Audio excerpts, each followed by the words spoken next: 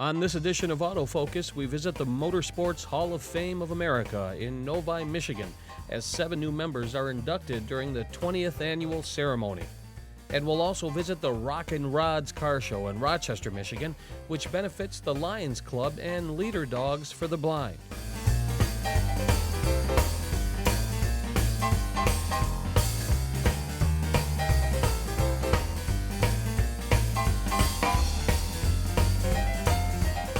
The Motorsports Hall of Fame of America was founded in 1989 in Novi, Michigan, to recognize the accomplishments of those who compete by land, sea, and air. Each year for the past 20 years, new members are inducted during a ceremony, and a museum houses historic vehicles and artifacts belonging to those who have been enshrined. We have the luxury of a lot of vehicles and a small amount of space, relatively speaking.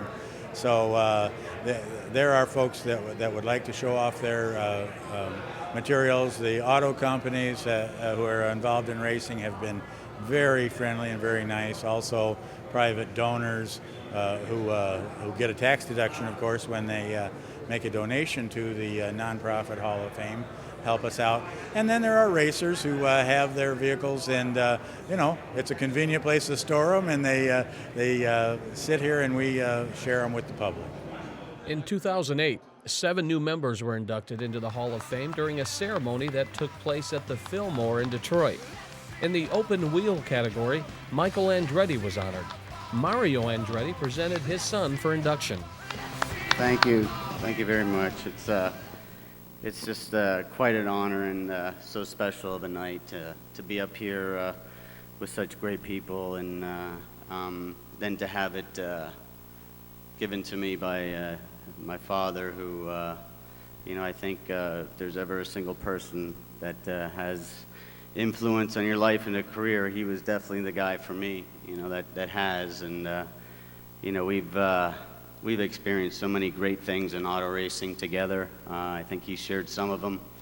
And by the way, he was probably the hardest guy I've ever had to pass on a racetrack. It didn't matter whether I was racing him for the lead or in practice or whatever. He always made it hard for me. But, we've just shared so many great times together. And then, as he said, for me, the most special times were when we were teammates. And, I think that's something that not many people can, if anybody, could ever say that they've done, where we were the first father-son team, and I think a successful one, so it was great.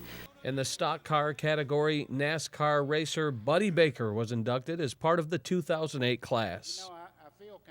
It's overwhelming. I have a serious satellite show I do on Wednesdays and Thursdays of each week, and the outpouring from the drivers that I raced against and the fans last week, it took up 2-3 hour segments of people calling in, like Cale Yarborough and Richard Petty and David Pearson, Junior Johnson, so many of the guys that I raced with, and Tony Stewart left word, Jeff Gordon, all of them, and it started sinking in. This is a little bigger than just the Hall of Fame that you're normally inducted into. I'm in quite a few Hall of Fames, but I found out in the past couple of weeks this is one of the great honors that you get from having a past that people are proud of. And it all boils down to one thing: the people I work with and the people who helped me obtain the wins that I had in a 34-year career. And I got a lot of firsts that nobody can take away from me, and this is one of my, I didn't know at the time when they said you're going to be inducted in the Motorsports Hall of Fame of America. I said, well, I'm in quite a few other Halls of Fame. But then I started talking to other people that are in it, and what an honor it is, and I'm overwhelmed. And my father was inducted a few years back, and that makes it even more special. In the drag racing category, the winningest driver in NHRA history, John Force, joined the elite group. Well, it's really exciting to me. The people that I love, my sponsors, Castrol and Ford, and seeing Bill Simpson here, he's kept me alive for 30 years. with his company and safety. And safety is what we're all about now. And my daughter Ashley was here tonight, and it's just a great feeling that I can enjoy this with people like the Andretti family and Buddy Baker, and it's just unbelievable. The Perdome, Tom Compton speaking for me here at this rally, at this Motorsports Hall of Fame. I'm tired, but I'm excited, ready to get to Reading tomorrow morning, go racing. In the historic category, Paul Goldsmith was inducted and was present at the ceremony. Well, it's sure an honor to be here, and it's really a surprise that they have this car that I first went to Indianapolis with, and got involved in a little accident the first lap, but something that I will probably never forget. I think I still have the tire marks where Jerry Unser run up over my shoulder and my arm here, so I remember this car pretty well, and it's sort of an honor to be here, and at Motorsports, for them to induct me into the Hall of Fame, it's fantastic. They do a fantastic job, and I really appreciate it. And I want to thank everybody all the way through, and it's been a real honor. In the at-large category, the First Lady of Firsts, Betty Skelton, was recognized for her accomplishments as an aviator and race car driver.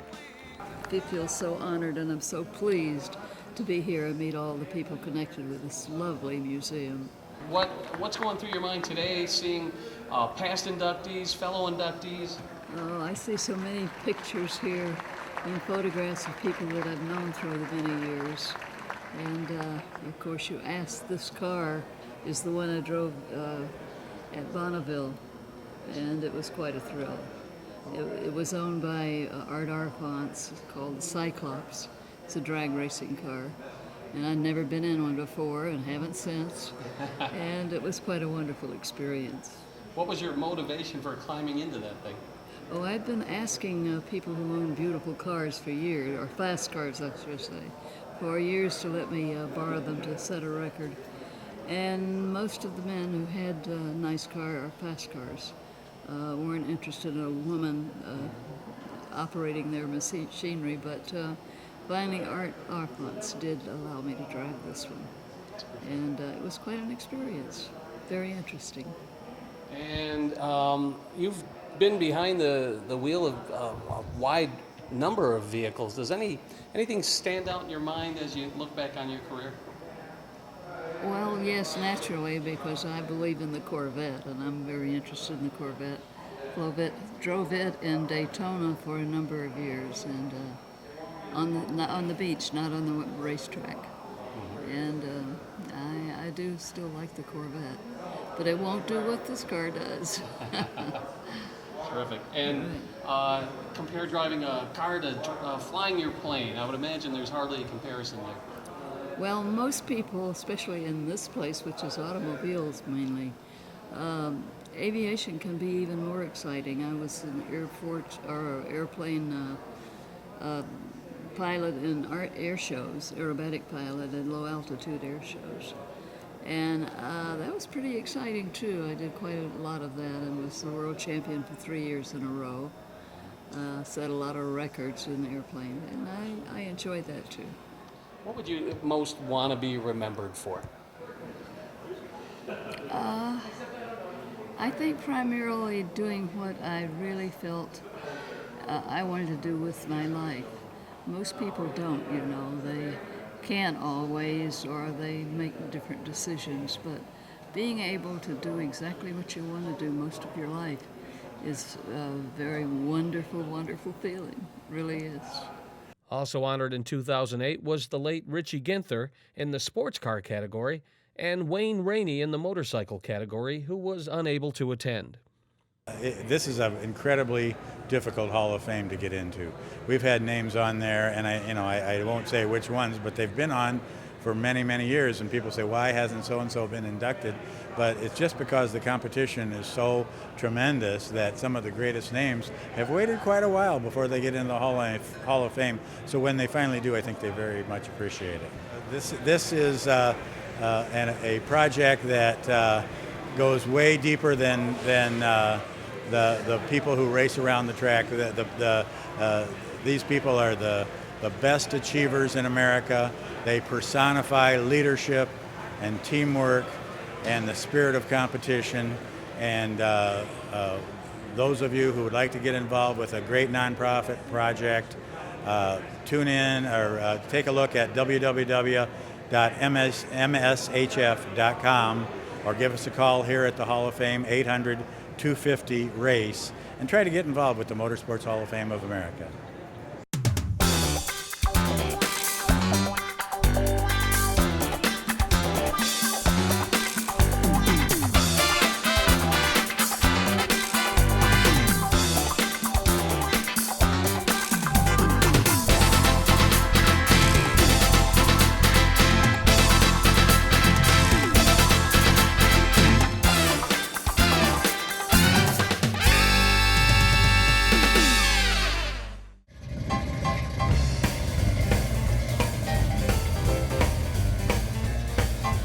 Rockin' Rods in Rochester, Michigan was created in the year 2000 as a fundraiser for the Lions Club and Leader Dogs for the Blind.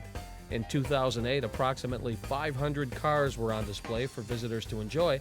The show has been nicknamed Dream Cruise Warm-Up since it takes place the week before the Woodward Dream Cruise each year. In what ways does this event benefit the Lions Club and Leaders? A lot of visibility in the community. As you can see walking up and down today, there's just, well, the police estimate something over 15,000 spectators each year. So it really benefits the community as well as raises something around $20,000 each year for Leader Dogs. I think it's from this kind of event in the community that when I joined the Lions Club in 1991, we had about 50 Lions, and I think we become more visible in the community. It just adds a lot of people coming into Rochester. I mean, we get people from all over the country. There's people here from Knoxville this year. We have a long distance award. Last year, the winner of that was from Rhode Island. The year prior to that, it was a fellow from Quinn, Washington, near Seattle. So we've had people from South Carolina in here bring their cars in, and we have people here today from Canada, from London, Ontario, as well as Amherst. It just, I don't know, brings a lot of people together. This is the Corvette Corral here, although you'll see Corvettes up and down the street. There are three functions we participate in. We participate in the Corvette Fest at the Village of Rochester Hills, or else Corvettes on Main, and then the Corvette Fest, which is held at Canterbury Village in Lake Orion. And then the Shelby Lions have a car show the first Sunday in October, and we help them do that show. Each one of those shows we raise money, and last year we made a $10,000 donation to Leader Dogs for the Blind, and this year we're going to make at least $10,000. So I think that's a lot of fun too for us, because it's a down economy, but yet we've made our club historic highs as far as donations go 2 years in a row. So it takes $35,000 to educate a Leader Dog, which is amazing. But you know, we feel nice that we're able to contribute that to somebody who needs that assistance. Describe what it is about the Corvette. Describe the appeal, describe the history and why America is in love with the Corvette. You know, there's so long answer for all of them, but the history, obviously, since 1953, America's sports car. I fell in love with it. Everybody's got their own story, but in the 60s, a boyfriend was coming to pick up my sister, and I just was mesmerized by a 66 Nassau blue Corvette and couldn't get it out of my system. And so I now have a mid-year Corvette, probably based on that childhood love of a car. That's something you always say to yourself, that you have a Corvette someday. Yep, I will have one someday, and now I have two. The wife had to get hers, but probably not the end of it either. Hopefully. My car had a body-on restoration where a lot of the panels were replaced because my car had a pedigree of racing. It had flared fenders at one time and hood pins, so fenders had to be replaced and repainted. I paid someone to do that, but I gutted the interior and did all that work, and redid the gauges and the instrument clusters myself and the electrical wiring, but quite a bit of work, but all fun. Labor of love as they say. Oh yeah. In fact, a little bit depressed when the project was over. You know, No it more was, tinkering on it. Now you just oh drive it and show it off. no, car that age you constantly tinker. This is a 67 coupe. It's a big black car, 427 engine. So interesting history behind it. I've actually owned it twice. I was living in Columbus, Ohio, and saw it on the dealer's lot, and it was my dream car to have a mid-year, and ended up buying it and owned it for about 5 years, and then belonged to a Corvette club down there, and we did a lot of traveling, and it was a difficult car to travel with, so ended up selling it and bought a new 2000 and sold it to a gentleman in Atlanta. And 7 years later, just a year and a half ago, was in Atlanta and contacted the guy to see how he was doing, and he was looking to sell the car, and so I ended up buying it back and shipped it here to Michigan, so I've owned it now twice. Beautiful. Now, what kind of condition was it in when you got it? It was in very, very good shape. It had been, it only has 70,000 miles on it currently, and it had 55 on it then, so it was in very good restored shape when I bought it, both times. Interesting color scheme. Is there a reason for it? That's not the original paint job, is it? That's the original way they came. On the big block cars came what they called the Stinger hood, which was an off color of the regular body. So they always had a different color for that hood. It was only a 1 year way that they did those hoods. It was in '67 this way. And is it a good driver? Do you drive around? Do you have fun with it? I have a lot of fun with it. I take it to a lot of shows. Our club does a lot of events, and we enjoy taking it around a lot. And looking forward to the Dream Cruise too after this show. Is it fun to drive? It is a lot of fun to drive. It's got power steering, which is a good thing, but not power brakes, which makes it a little more exciting stopping it, but it's a lot of fun. Well, you got a good-looking 1958 Corvette, red and white. I've had it for about 8 years. And how did it come into your possession? That's my retirement car. Oh, really? Did you get it from another collector? Or No, I got it from Napoleon, Ohio. Pro Team. And I was up there 2 or 3 times and viewed their store. They got barns full of cars. And my wife says, if you're going to get one, get a red one. So this is what we got. That probably wasn't too hard to talk you into. No, not with her blessing. Describe what it is about this car that appeals to you and why you went with it. There's some history there. The 58 was the first year of the dual headlights, optional seat belts.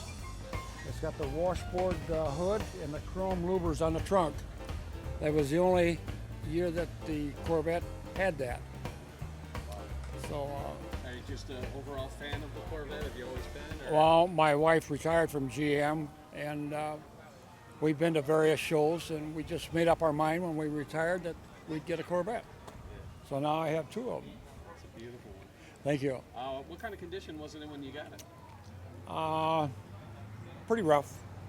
It was drivable but rough. I probably got about $40,000 in it, over and above what I paid for it, to bring it up to where I wanted it originally restored.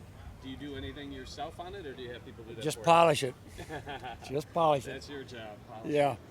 yeah. I don't mess with anything like fiberglass or the Bondo that they use. I leave that to the guys that knows how to do the stuff. Is it important to you that it has original parts, or is it just important to you that it just looks good? That's a two-way street question. Both. Looking good and original report parts if I can get them. Yeah. So. Do you drive this baby? Do you take It's it the out? drivable. It's not a trailer queen.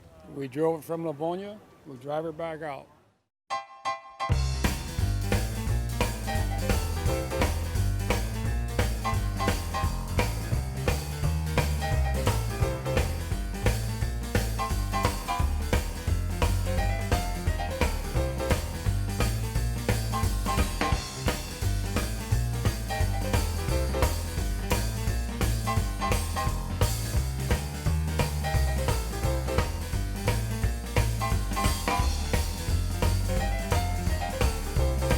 It's a 1968 Olds Cutlass Rockin 350 engine.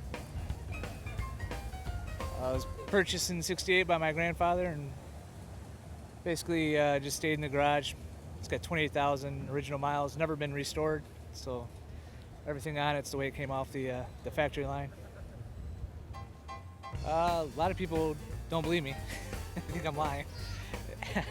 It's got 28,000 miles on it, so a lot of people think, oh, it's 128,000 miles on it.